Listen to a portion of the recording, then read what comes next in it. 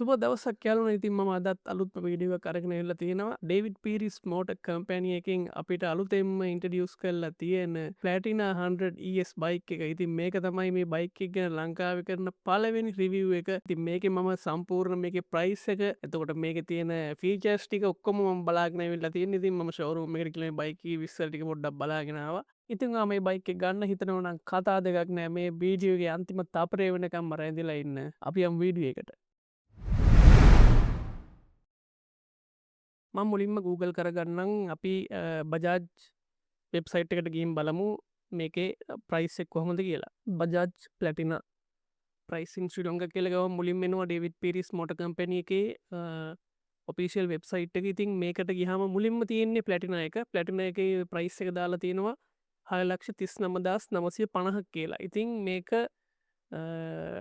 දාලා තියෙනවා New ප්ලැටිනා 100 ES කියන එක. ඒගොල්ලෝ උඩින්ම දාලා තියෙන මේ බයික් එක ඔන්න අලුතුම බයික් විදිහට. ඊට පස්සේ තියෙනවා brand new CT100 ES කියන එක ඩිස්කා 125. මේ මේගොල්ලන්ගේ හරිම සිම්පල් වෙබ්සයිට් එකක්. ඇත්තටම ඕන කෙනෙක්ට පහසුවෙන් බලා ගන්න පුළුවන්.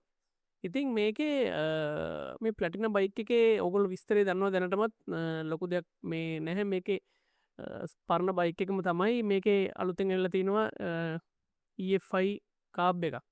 ඉතින් මේකේ ප්ලැටිනා මොඩල් පැටින කලින් මොඩල්ල තිබුණේ නිකම් මැනුවල් කාබ් එකක්. මේක තියන EFI කාබ් එකක්. ඉතින් ඒක තමයි මේක අපිට කියන්න තියෙන ලොකුම විශේෂත්වය. මේක මිල 6,39,950 මේ මිල තිබුණට මේක ටිකක් අඩුවෙනවා ඩීලගෙන්. මම ඒක මේ වීඩියෝ කරන කලින් කෝල් කරලා ඩීලගෙන් මේ සම්පූර්ණ ඒ අප්ඩේට් එක ඔයාලට දෙන්නම්. මේක ලීසින් එකක් දාලා ගන්නකොට කීයද නිකන් නෝමල් කෑෂ් දීලා ගන්න ඕන නම් කොහොමද කියන එක ගැන විස්තරය දෙන්න. ඉතින් අපි අද මේක බැලුවා ඔෆිෂියල් මේකේ ප්‍රයිස් එක කීයද කියලා. දැන් බලමු අපි මේකේ ටෙක්නිකල් විස්තර ටික. ඉතින් අපි බයික් එකේ එන්ජින් එක පැත්තට යමු. බයික් එකේ එන්ජින් එක 100cc එන්ජින් එක. TTSI ටෙක්නොලොජි එක තමයි මේ බයික් එකට භාවිතා කරලා තියෙන්නේ. මේකේ පවර් එක 8.2 PS අගයක් ගන්නවා. ටෝක් එක 8.3 නිව්ටන් මීටර්. මේක ඉතින් අර ඔයාලා අපි දන්න පරණ CT100 වල එතකොට පරණ ප්ලැටිනා වල ආපු විදිහටම 4 ස්පීඩ් ගියර් බොක්ස් එකක් තියෙන්නේ. ඉතින් ඩවුන් ෂිෆ්ට් ගියර් බොක්ස් එකක්. ඉතින් ඒක මේකේ වෙනසක් වෙලා නැහැ අලුත් බයික් එකේ. ඉතින් වෙන බාහිර පෙනුමේ ලොකු වෙනසක් නැහැ. ඉතින් ඔයා මම දැන් ගොඩක් කල් ඉඳලා දකින සාමාන්‍ය ප්ලැටිනා බයික් එක වගේම තමයි. ඉතින් ඒ ක්ලැසික් ගතියට අපි තාම කැමතියි. මොකද ඕකේ වෙනසක් වෙලා આવුත් එහෙම අපිට ඒක පොඩ්ඩක් මැච් වෙන්නේ නැති වෙන සීන් එකක් තියෙනවා. මොකද අර කලින් ඔය ඩිස්කවරි වලත් ආවනේ එක මොඩල් කීපයක්. මොකද ඒවා සෙට් උනේ නැහැ. ආයි පස්සේ පරණ ඩිස්කවරියටම කට්ටිය මේ කැමති නිසා ඒකටම යන්න සිද්ධ වුණා. ඒ වගේ දෙයක් තමයි මෙතනත් මේ අර මේ ක්ලැසික් ගතිය ඒ ෆීලින් එක ඒ විදිහටම තියෙනවා මේ බයික් එකේ.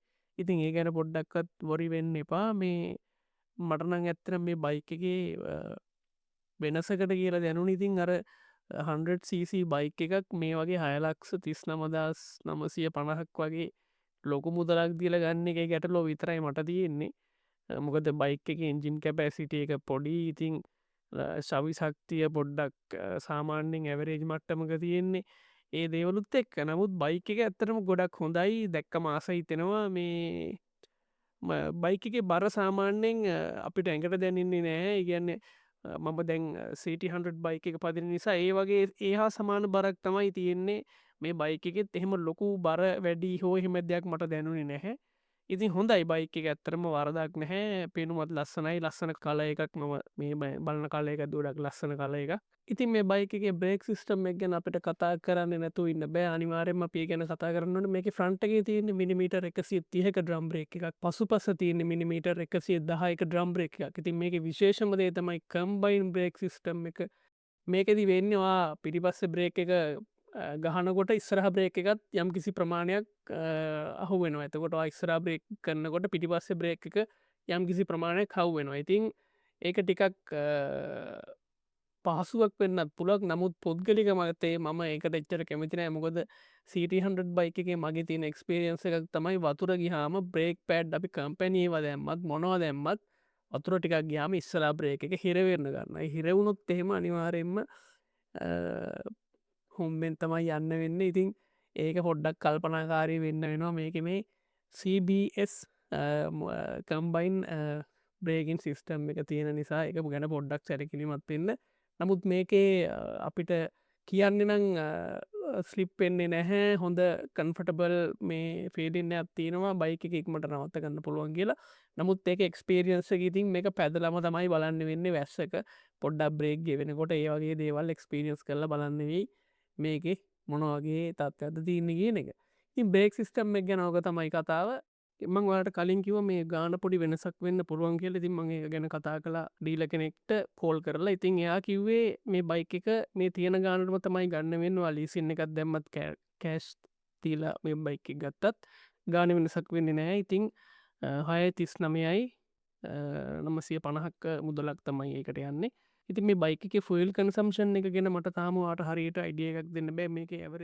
ඉන්දියාවල රවිස්සෝගයක් ම බැලුව ඒ වගේ ගොඩක් වෙලාවට කියන්නේ ලොන් රයිඩ්වල 65-70 අතර වගේ ෆල් මේ කන්සම්ෂන් එකක් මේ බයිකගේ තියනෝගේ ඉතින් අපි ඒක අපේ ලංකාවේ තින ට්‍රෆික් එකටයි කල ලයිට් හොලටයි වෙන්න පොඩ්ඩ මැච් කරලා පොඩි ගානක්ත වඩු කරලා ගමු ඉතින් අපි ඒක මේ වීඩියක බලන වෙලාවේවා මේ බයික කරගෙන පදිනවනං පලිස් කමෙන්ට් එකක් දාගෙන යන්න වාගේ බයික කොච්චර පෙට්‍රල් කරනවාති කියලා එතකොට මේ වීඩියක බලන්න වෙන කෙනෙක්ට ලේසි මේ බයික ගැන අයිඩිය එකක් ගන්න තෙල් කොච්චරක් කරනවාද කියලා තින් මේ මංහිතන අපි අද ගොඩක් මේ බයික් ගැන කතා කලා මේක තමයි ඉතින් මේ බයික් ගැන කරපු පලවෙනි රිවිව් එක ම හිතන්න ලංකාවේ අපි මේ වගේ වීඩියකින් අයි හමුවමු පරිස්සමෙන් ඉන්න සතුරෙන් ඉන්න ජයවේවා